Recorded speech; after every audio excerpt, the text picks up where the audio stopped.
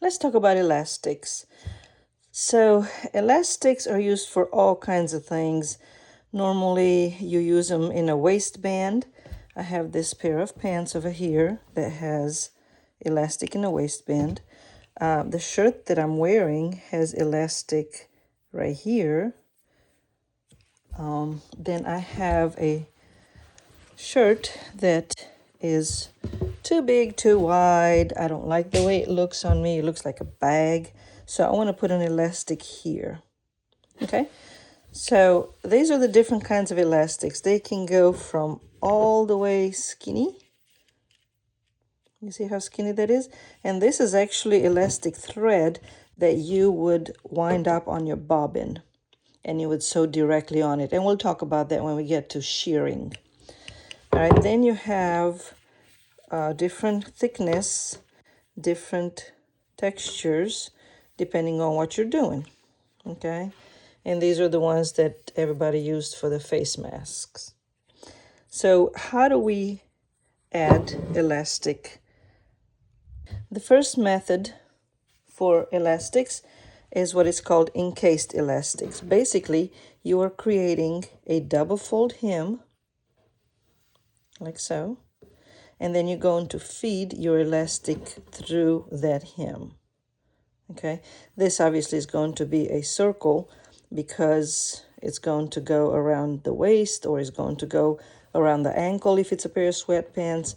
So let's go ahead and press it. And I'm going to measure my elastic to see how wide I need it. Because if the elastic is skinny, you don't want to do a very deep pocket, then the elastic is going to twist around in there. You also don't want to do it so skinny that you can't feed it through. So I don't know if you can see, my elastic is about right there. And so we're going to do a double fold about that much. You see my elastic? Okay.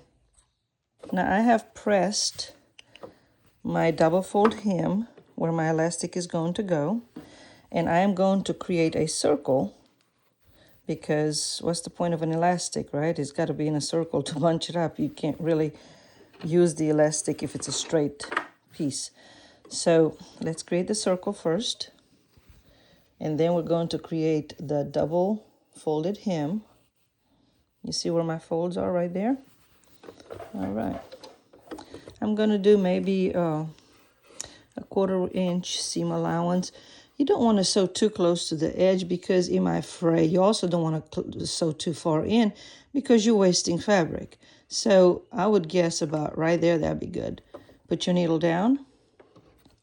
Hold your thread. Always hold your thread, otherwise your machine is going to eat it. Reinforce it to make sure it doesn't open. And then you continue with your seam. Like I said, you don't want a very wide seam allowance because that's wasteful, but you also don't want it very thin because it might fray and it might come, your seam might come undone. So we're at the end, we're going to reinforce it. All right, cut off the excess. And now we're going to do our double folded hem on this round piece, okay? And some machines, you can remove this portion. That way it fits right there. This is really good when you're doing pant legs or cuffs for your shirt. All right. So let's start about, not on the seam, not on that seam, but let's start over here. And we are going to reinforce it, okay? And then we just go all the way around. It's really helpful if you pre-pressed your hem. Otherwise, you might go off the parallel and perpendicular. And just sew along your second fold of the hem to create that casing for your elastic.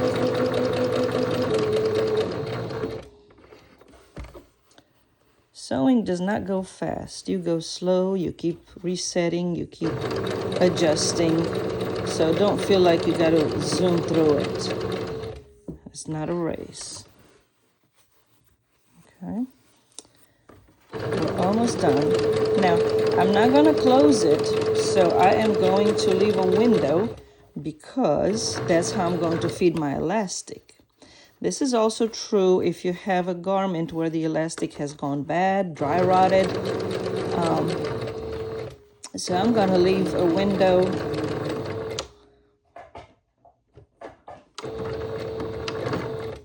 about that much. I think that's a good enough window to feed my elastic through. All right, so we're going to take it out and cut off the excess. Also cut off my beginning threads because your work should always be nice and clean. You should never have these long strings. The skill of a seamstress is revealed on the back of the garment. If it looks clean and neat, that's a good seamstress. If not, then it's not. And you know, nothing to say about amateur seamstresses. I guess I can go ahead and put my piece back on. We're done with that. So we are going to use a safety pin to feed the elastic through. This is too big. Let's get one that's smaller. All right. And I'm going to get two of them, and I'll tell you why. One we're going to use to feed it through. And the other one we're going to use to hold it so it doesn't get pulled in. So I'm going to start feeding this through my casing that I've created. Now, this is too short. So if I go all the way around, this end might get pulled in there and then I'm going to lose it. So before I go any farther, I'm going to catch this guy right here and just pin him somewhere, I don't know, right there. Just to make sure that he's not going to get pulled in. Okay. So we're going to go all the way around. So I have arrived all the way around with my elastic. You see that? And it's a good thing I pinned this guy over here. Otherwise, this would have get pulled in there. And then you had to start all over again. So now we're going to connect the two ends. Very, very easy, very, very simple. No engineering over here. And, you know, you do want to make sure that it's not twisted inside of your casing. So let's get rid of one of these safety pins. And let's make sure that the elastic is not twisted inside. It looks okay over here, looks okay over here. Now we're going to, basically, we're just going to lay them like this and zigzag over the top. That's all we're going to do.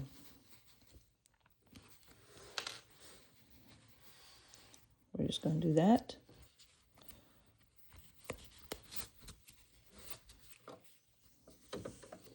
And we're going to zigzag over the top.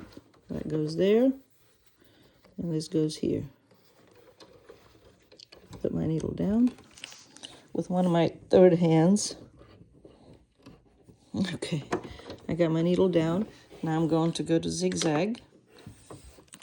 See how I went to my zigzag? And I'm just going to attach those two pieces together. You see what I'm doing? You don't need to pull it, you don't need to tug it, but you do need to make sure that you caught both of them, Anna. And don't have your foot on the pedal when you're doing this, because you could easily accidentally go through your finger. So.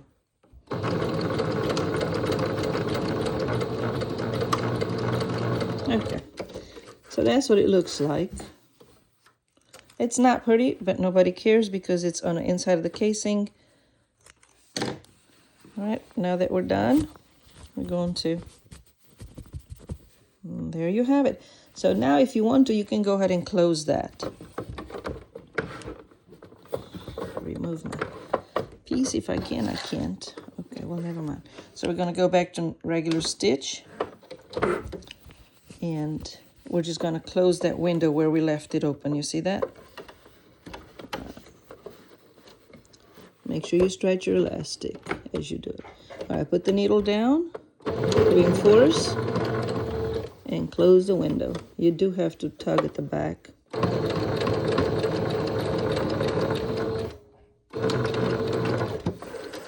All right, that's what it looks like on the back. Always cut your strings. I call them mustaches. Always cut your mustaches off. Don't nobody like to see your mustaches. All right, and that's what it looks like on the front. So this is called encased elastic because it's inside of a casing. And excuse me, you can use that for a pant leg. You can use that for a sleeve. You can use that for a waistband on a pair of pajama pants or a skirt or whatever. You can also use the same concept. Remember how I was telling you about my shirt? That, let's get all the supplies out of the way. That my shirt is too wide and I don't like the way it looks. So this is my waistline about right here.